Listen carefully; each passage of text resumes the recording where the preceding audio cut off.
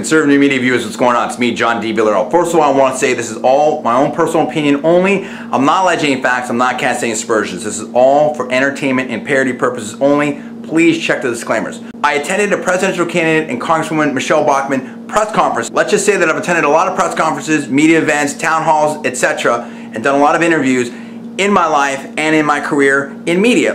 And in my personal opinion, I was a little bit surprised by one of the questioners tonight. And the tape, I think, will speak for itself, but I want to give a little bit more context to say just this. After the press conference was over, in my personal opinion, this person came up to me and seemed to be questioning me a decent amount. And if I'm recalling right, what they were asking is, who do you work for? What's your name? And it was sort of odd to me because it was almost like I felt, in my personal opinion, that this person was questioning why I was there, what my credentials were, and it almost seemed like it was almost questioning like whether I was allowed to even ask a question or not. Now this seemed a little bit strange to me because this was about a 19-20 minute press conference. And everyone except this person asked either no questions or only one question. This person, including follow-ups, asked, I believe, 3 questions. And so to me, it's like you've already asked almost half the questions of the press conference. And now you seem to be coming up, in my personal opinion, to me, someone you don't even know, let alone interrupting presidential candidate Congresswoman Michele Bachmann. And again, I'll let the tape speak for itself and you can make your own decision on that. I thought that was a little bit odd. And to me, that opens up a lot of questions.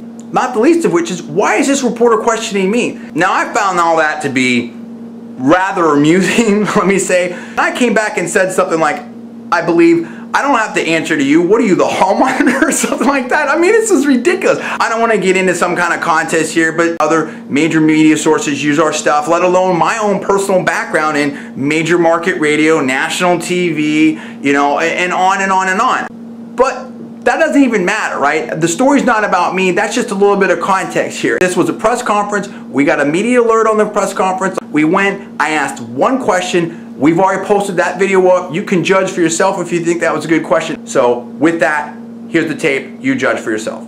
I'll open it up to your questions, and I thank you for being here. Congresswoman Bachmann, if you don't come in first or second place in Iowa, will you still be standing when it comes time for the Florida primary on January 31st? Well, I'm standing now, and I think that we will come in first or second in Iowa because I've been working very hard on the ground, and I think that will be the cannon shot that changes the world. And I'll tell you why.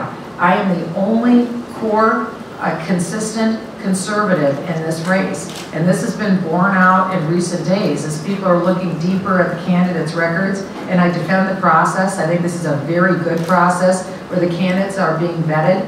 There have been a lot of surprises in this race so far. We launched a website that's no-surprises2012.com. So will you stay? Let me finish. I'll be happy to answer your question. Let me finish. One thing that I think that we've seen with the surprises that have come up so far is that of all of the candidates, I'm the one that doesn't have them. You won't find any policy surprises in my background. You do with other candidates, you don't with me. And I think that's something that we're going to be exploring in the next few weeks. Yes. So will you stay in the race if you don't come in first or second in Iowa? Well, that's really irrelevant right now because my plan is to be here in Florida to win twice. Once in the primary and the second in the general to defeat Barack Obama. For babies in the United States, which is conferring immediate American citizenship status on the babies of people who come into the United States illegally for the purpose of having babies. Let's do one more question, guys. One more question. How concerned are you that will alienate voters in South Florida and in Florida if you become the Republican nominee for president? How concerned are you that I'm asking a question. Today is World AIDS Day. What is your thoughts on that and gay and lesbian issues in general? While we want to be able to continue to be compassionate and do everything that we can for people who are suffering, we have to do that within the context of our spending priorities. Congresswoman, how concerned are you that your stance on legal immigration will alienate Congresswoman Bachmann. And now as they begin to vet the current people who are in the league, they're going to find out that I'm the one with the core of conviction. So and I'm the one who will do what needs to be done to put us back on the right track. How concerned are you that your stance on legal immigration could alienate Latin voters, Latino voters in South Florida and in the state of Florida if you become the Republican nominee for the presidency of the United States? My position won't alienate at all. In fact, it's going to bring Latina voters in because Latina voters want jobs. They want a better life for their kids. When I started my remarks today, that's what I talked about was the next generation. They're worth it all. As a mom of 28 kids, 23 foster, I'm going to finish answering. That's his last question. If you allow me to finish. Yeah. As a mom of 23 foster kids and 5 biological kids, all I care about is this next generation. That's it.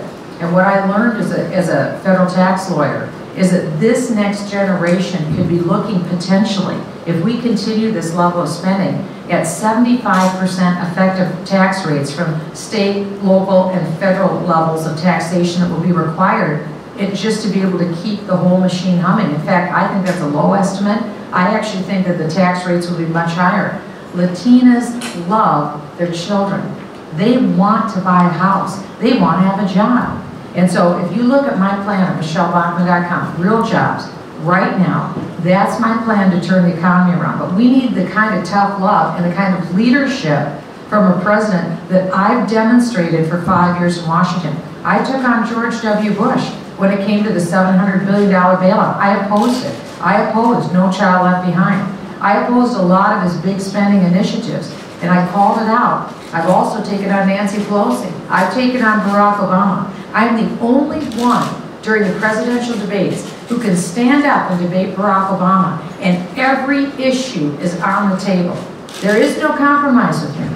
Barack Obama won't have any issue that I can't hold his radical agenda accountable and shred that radical agenda on stage, and I can't wait. I've been doing it for 5 years. I'll do it in the debates, and as President of the United States, what people know is that I'll not only have the guts to do what has to be done, I have the titanium spine to do the tough love things that are needed so that our country doesn't turn into Greece and into Italy. So I thank you for coming. Thank you very much.